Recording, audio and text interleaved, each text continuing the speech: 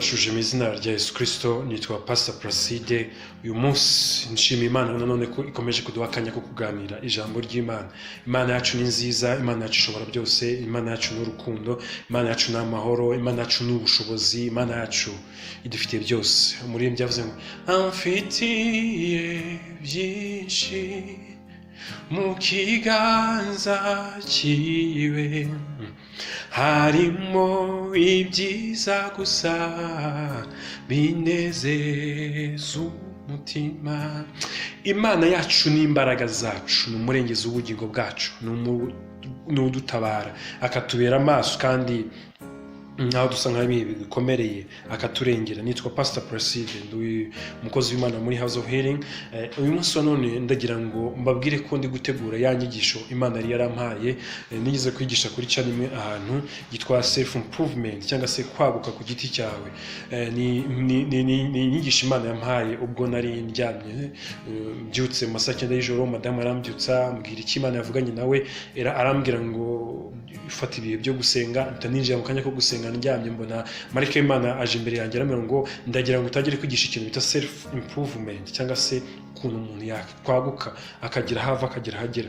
Ntekereza ko Imana impamvu yambwiye ibya self improvement nuko ndumwe mu bantu batigeze babona umwanya wo kwitabwaho mu by'umurimo ndetse n'iby'ubuzima busanzwe, ariko Imana yagiye ibana nanjye kugeza ubwo naho ndahamashimira Imana, kandi yagiye inshoboza. N'uyu munsi wa none ijambo ry'Imana rivuga ngo bamwe birata amagare yabo, abandi bakirata amafarasi yabo, ariko twebwe ibyirato byacu ni Imana. Nanjye ibyirato byanjye ni Kristo. Ntabwo nirata aho nkomoka, nubwo hatari habi cyane, ariko ntabwo jewe ibyabo byize bingira umumaro, ariko kubwo gutunga Kristo mfite ibyirato muri Kristo. Iyo nyigisho rero nzayitangira no kwaguka ku giti cyawe. Ndagira ngo muri iyi minsi uzabane natwe, gusaba gukora subscribe kuri channel kugira ngo tuzaganire icyo kintu cyo kwaguka ku giti cyawe aho wavuka agera. Wenda ushobora kwibaza ngo ngiye navuye he nageze he, ariko harahari kuko haraho naho zikure cyane wowe utazi, naho nzagerageza kukubwira. Ubwo Imana izagenda idufasha kugira ngo tugire ibyo tuve kuri imwe tugera ku bindi. Ikintu cya mbere nakubwiye nuko umugabo bita Dawidi yagiye ku bwami atarigeze ajya mu gisirikare ngo ajye kuri kadete bamutoze. Yagiye mu ntambara ntago Sawuli yigeze amutoza, ariko Dawidi yararwanya aratsinda aba umwami wa Isiraheli.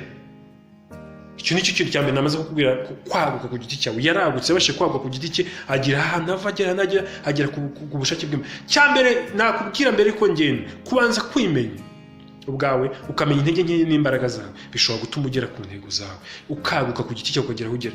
Kumenya neza yuko aho ufite intege nkeya ugomba kuhatoza hakagera aho vana aho kugera. Rero kwa kundi abantu bagira ingeso byo kwanga abashaka kubabwira intege nke zabo, ntabwo ushobora kwaguka utarembera intege nke zawe, ntibishoboka. Nabyo rero urumva ndagukopeje. Uzakomeze kubana natwe, kandi Imana izagenda tugira neza. Shalom shalom. Imana ibaha umugisha kandi ikomeze kubagira neza. Ndiza ndashidikanya ko turi kumwe. Imana iguhe umugisha.